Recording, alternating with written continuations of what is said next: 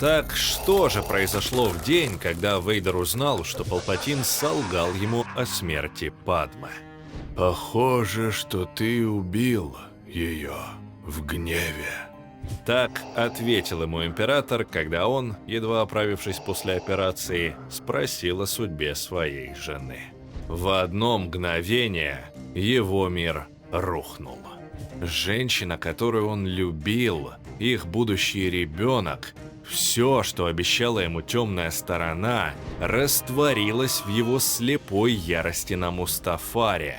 И теперь он мог лишь корчиться в агонии, осознавая, что лишился всего, ради чего стоило жить. В итоге Вейдер превратился в холодную, безжалостную машину, уничтожающую всех, кто осмеливался встать у него на пути. Он проживет следующие 20 лет, действительно веря в то, что от его руки погибла Падма вместе с их еще нерожденным ребенком. Но все это было лишь до тех пор, пока один юный повстанец не нашел в себе силы бросить вызов могущественной империи. И сегодня мы узнаем, как отреагировал Вейдер, когда спустя столько лет он узнал правду о том, что слова Палпатина о смерти Падмы оказались обыкновенной ложью. Наша история начинается прямо сейчас. Для восстания наступила эпоха новой надежды. Величайшее оружие Империи Звезда Смерти было уничтожено юным пилотом Люком Скайуокером. Вскоре после этого повстанцам удалось закрепить свой успех, взорвав крупнейший имперский оружейный завод на Луне Саймун-1. Император Палпатин возложил ответственность за обе катастрофы на Дарта Вейдера. В наказание за свои промахи Темный Лорд был лишен части полномочий и отправлен на Татуин для прямых переговоров с Джаббой. Прибыв на место, Дарт Вейдер не спешит заниматься делами Империи. Преследуя собственные интересы, он втайне от Палпатина нанимает знаменитого охотника за головами Бобу Фетта, чтобы тот выследил пилота, уничтожившего Звезду Смерти. Фетт немедленно приступает к заданию и вскоре выясняет имя своей цели. Парня зовут Люк Скайуокер. И теперь ему предстоит найти и доставить этого человека Темному Лорду. Друг, если тебе нравятся подобные видео, то прямо сейчас подписывайся на канал, чтобы в будущем не пропустить выход новых роликов, а мы продолжаем. Сам же молодой Скайуокер уже не испытывает радости от последних побед. Столкнувшись лицом к лицу с Дартом Вейдером, он увидел всю мощь силы в действии и осознал, что ему предстоит пройти долгий путь, чтобы стать настоящим джедаем. В поисках ответов на свои вопросы он возвращается на Татуин в дом своего погибшего наставника Бена Кеноби. Тем временем Дарт Вейдер прибывает на официальные переговоры во дворец Джаббы Хатта. О, великий Джабба, рад приветствовать вас в скромных дюнах Татуина и надеяться, что эти переговоры будут выгодны всем. Не трать время на любезности. Приступим к переговорам. Дай императору, что ему нужно, и останешься в живых. Переговоры окончены. Теперь понятно, почему император прислал именно вас, лорд Вейдер. У вас талант к переговорам. Значит, ты принимаешь щедрое предложение императора? Как можно отказать доброму другу в помощи в трудное время? Даже здесь, на Татуине, мы слышали о Звезде Смерти и оружейном заводе на Саймуне-1. Такие ужасные потери. Ложь и россказни бунтовщиков. Оставим эту тему. От тебя, Хат, мне нужно лишь одно. Согласись на наши условия. О-о-о! Разумеется. Передай моему старому другу, что все мои скромные возможности в его полном распоряжении.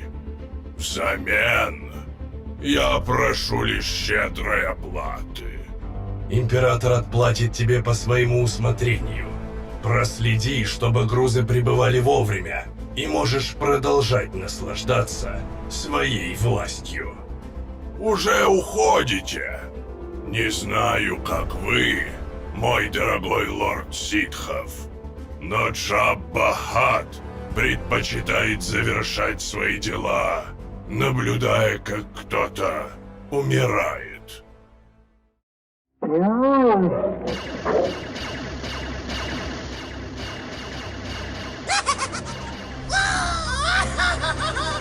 Если тебе дорога эта тварь, никогда не позволяй ей так делать в моем присутствии. Ты мне нравишься, Дарт Вейдер. Я очень рад, что мы стали добрыми друзьями. Ты слишком дерзок, Джабба. Разве? Ведь я не только императору дал то, что ему нужно. Ту же услугу я оказал и тебе. Скажи, мои наемники, они оказались полезны? Я предупреждал, чтобы ты больше не говорил об этом. А мы не говорим, мой друг. Мы всего лишь слушаем сладкие стоны умирающих банд. Твои наемники, лучше им преуспеть. Задание Вуки не так уж и сложно. Что же до второго? Его цель – мальчишка. Тот самый, который взорвал звезду смерти? Если тут и вправду был замешан старый Бен Кеноби, то этот мальчишка еще и джедаем себя воображает. Джедаев больше нет. Кеноби, расскажи, что тебе о нем известно. Разумеется. Я могу много чего рассказать о временах, когда этот старый колдун был занозой в моей заднице. Стража! Мне надоели банты! Ваш уставший хат требует воплей! Отвезите нас к Сарлакку! Ты не пожалеешь, лорд Вейдер. Сарлак – одна из немногих жемчужин, которыми может похвастать эта захолустная планета. Поверить не могу, что этот твой мальчишка, могучий воин, уничтоживший неуязвимую звезду смерти, мог родиться среди этих необитаемых дюн. Кто бы мог подумать, что Татуин способен породить кого-то значимого. А между тем, Люк Скайуокер добирается до дома Бена Кеноби. Зайдя внутрь и увидев, какой беспорядок оставили после себя таскинские рейдеры, он стал сомневаться, что найдет здесь какие-либо ответы. Однако уже вскоре R2 замечает коробку с надписью «Для Люка». В ту же секунду в комнату залетает и взрывается светошумовая граната, ослепляя молодого Скайуокера. После чего на пороге дома появляется Боба Фетт. Это был приклад винтовки, которая сейчас направлена на твою голову. Не двигайся, Скайуокер. Если бы ты хотел меня убить, то давно уже сделал бы это. Кто тебя нанял? Куда ты намерен меня? Я сказал, не двигайся. Ты мог бы и сам дойти, но я без проблем отнесу тебя на свой корабль. Никуда я с тобой не пойду. Тебе не победить меня даже зрячим, а уж вслепую. Джедаю глаза не нужны. Возможно, но ты не джедай.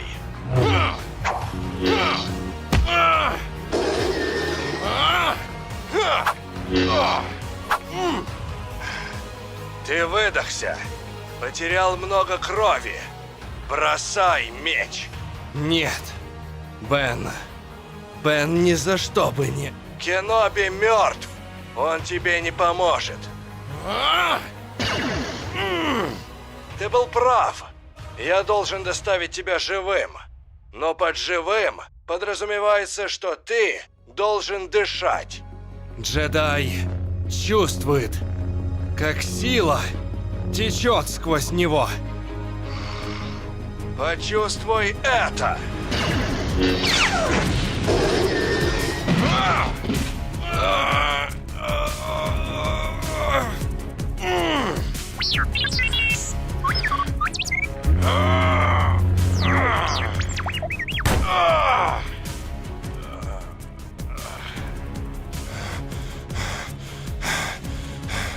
Что? Что произошло? Р2? Это тот ящик, который мы нашли? Как я...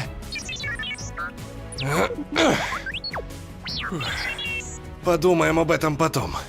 Я все еще ничего не вижу. Выведи меня отсюда, приятель. Придя в сознание, Боба Фетт сразу же отправился к звездному разрушителю Дарта Вейдера, чтобы сообщить ему о своем провале. Я его упустил. Ты меня разочаровал. Ему повезло. У тебя есть что-то заслуживающее внимания, наемник? Не очень.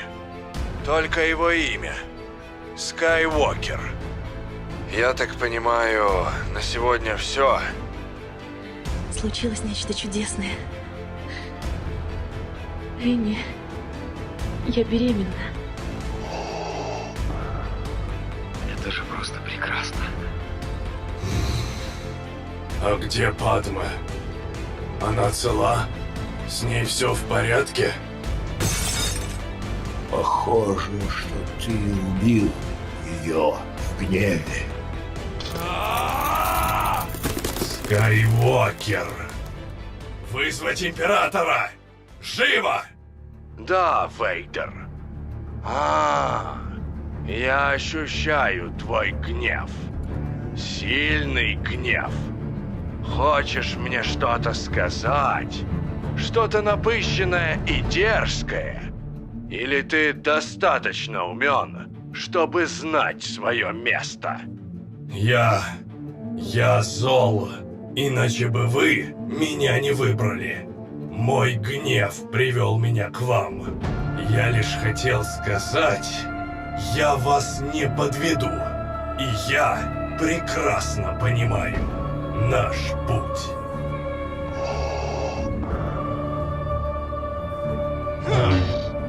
У меня есть сын. Он будет моим. Все будет моим. Темный лорд продолжал смотреть сквозь покрытое трещинами стекло. Его эмоции давно отошли на второй план, уступив место холодному расчету. Сегодня Вейдер мог быть доволен собой.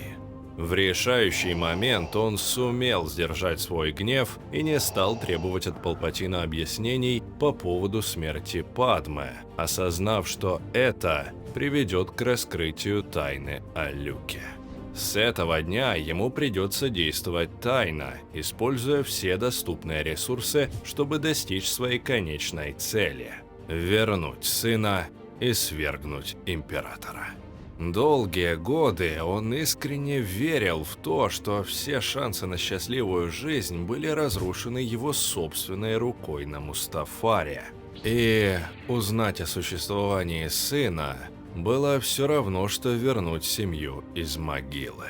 Он уже давно смирился с тем, что не сможет воскресить Падме, но теперь, с появлением сына, у него вновь появилась надежда на лучшее будущее.